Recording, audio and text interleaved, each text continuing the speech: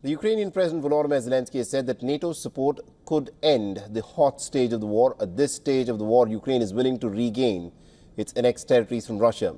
Russia, on the other hand, has warned Ukraine against its NATO ambitions. And our next report gets you more details. One of Europe's fiercest armed conflicts since World War II, the Russia-Ukraine war has resulted in thousands of deaths and massive destruction of infrastructure. Moscow's attack on Ukraine's energy facilities has left over 1 million households without power. With Washington's permission, Ukraine is striking deep inside Russia with US-made long-range missiles. But it is a race against time, with US President-elect Donald Trump promising to end the Russia-Ukraine war soon after he takes the office. Ukraine is desperate for a solution that will not worsen its position. Ukrainian President Zelensky has even held out the possibility that his country could cede territory to Russia, temporarily in exchange of a NATO umbrella over the territory that Ukraine still holds. But if we want to stop the hot stage of the war, we should take under NATO umbrella the territory of Ukraine that we have under our control. That's what we need to do fast. And then Ukraine can get back the other part of its territory diplomatically. And that is a big come down. Kyiv had all along stated that it will continue to fight Russia till Ukraine returns to its internationally recognized borders. These include Crimea as well as the 4 regions annexed in 2022: Donetsk, Kherson, Luhansk and Zaporizhia. Now, Ukraine has opened itself to other security guarantees to achieve peace. But Russian President Vladimir Putin is adamant on his demands, one of which says that Kyiv must give up its NATO ambitions and surrender the 4 provinces claimed by Moscow. The Russian president has warned Ukraine it may even strike decision-making centers in Kyiv with its new missile.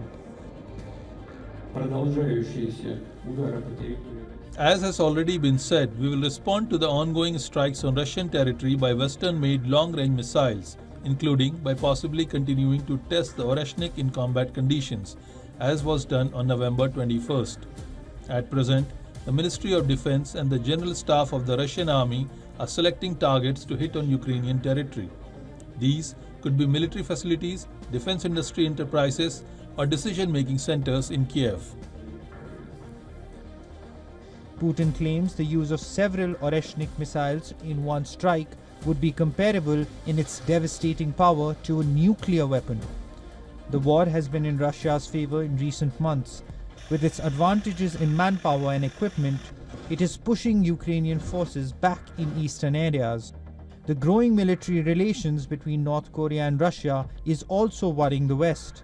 North Korean leader Kim Jong-un calls Ukraine's use of long-range weapons a result of direct military intervention by the United States.